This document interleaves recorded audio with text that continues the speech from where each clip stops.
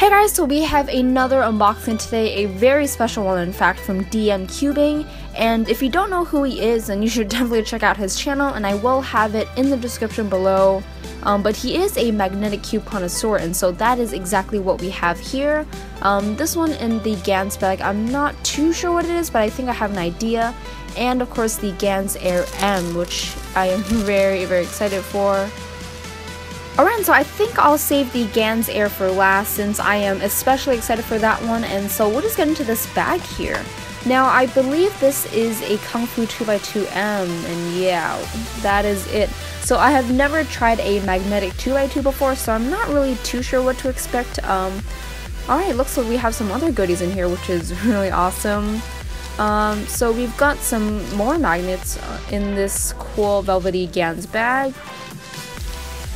Alright, so it looks like we have some chrome-plated N35s and some gold-plated N42. So, yeah, I had no idea they had different colored magnets or anything of this sort, but yeah, thanks so much to DMCubing for including these.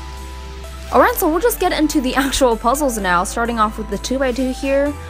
There's definitely some heft to it, and, you know, I'm really not too sure what to expect from a magnetic 2x2. I've heard that 2x2s aren't really meant to be magnetic, or I guess in other words, they're not really that great, especially in magnetic form.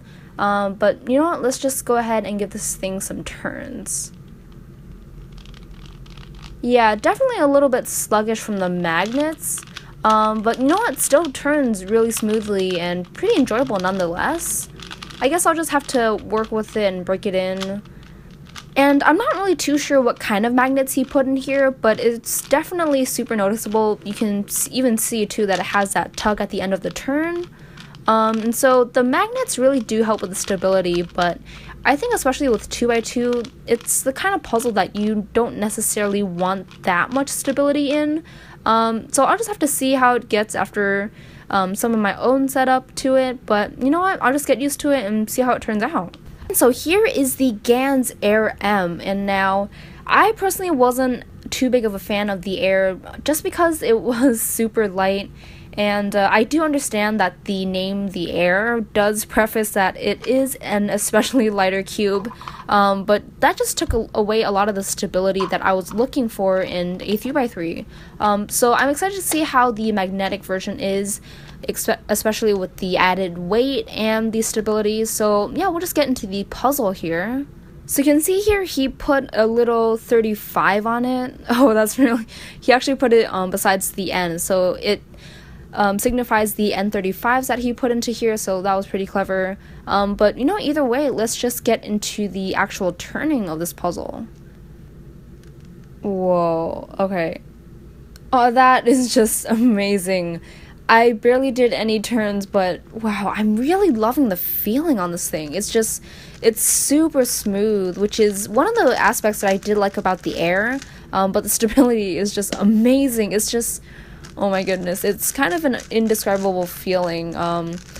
It's the feeling I'm really liking right now, and putting the technicalities aside, yeah, it just feels amazing.